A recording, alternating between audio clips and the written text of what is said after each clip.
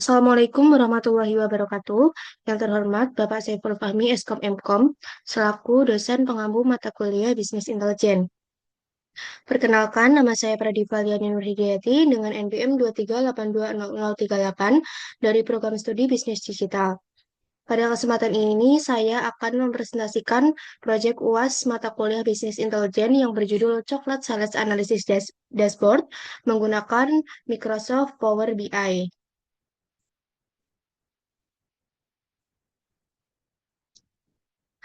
Proyek ini dibuat karena data penjualan yang jumlahnya cukup banyak akan sulit dipahami jika hanya disajikan dalam bentuk tabel.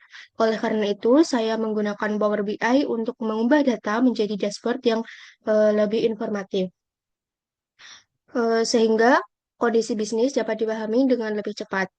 Tujuan dari proyek ini adalah menganalisis performa penjualan, mengetahui produk dengan revenue tertinggi, melihat kontribusi penjualan setiap negara, serta memberikan rekomendasi yang dapat membantu perusahaan dalam mengambil keputusan bisnis. Pada proyek ini, saya menggunakan dataset penjualan coklat dalam format Microsoft Excel. Tahap pertama yaitu ekstrak, yaitu mengimpor dataset ke dalam Power BI menggunakan fitur Get Data. Selanjutnya, pada tahap transform, saya melakukan proses data cleaning di Power Query seperti memastikan tipe data sudah sesuai, mengecek data yang kosong, serta menyesuaikan format kolom tanggal agar dapat digunakan dalam analisis berdasarkan waktu. Kemudian, tahap terakhir adalah load, yaitu data yang sudah bersih dimuat ke Power BI untuk dimuat visualisasi dan dashboard sehingga siap digunakan dalam proses analisis. Dashboard pertama adalah Sales Performance Dashboard. Pada dashboard ini, saya menampilkan beberapa KPI seperti total revenue, total order, total box, dan average revenue, sehingga informasi utama dapat terlihat secara langsung. Selain itu, saya menggunakan line chart untuk melihat tren penjualan dari waktu ke waktu. Kemudian ada bar chart untuk membandingkan revenue setiap produk dan sales person.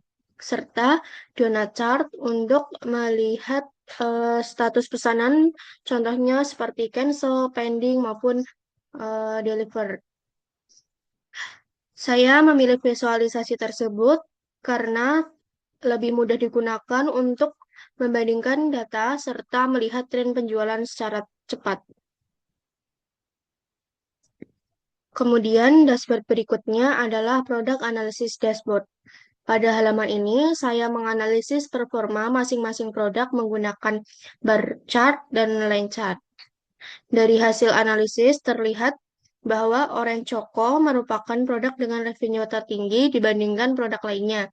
Dashboard ini membantu perusahaan mengetahui produk yang paling diminati, sehingga dapat menjadi dasar dalam pengelolaan stok maupun strategi pemasaran.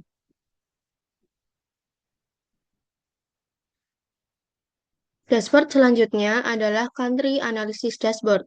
Saya menggunakan field map untuk menampilkan persebaran penjualan berdasarkan negara, kemudian bar chart untuk membandingkan revenue antar negara, serta line chart untuk melihat tren penjualan. Berdasarkan dashboard tersebut, dapat diketahui bahwa UK merupakan negara dengan kontribusi revenue terbesar sehingga menjadi salah satu pasar utama perusahaan.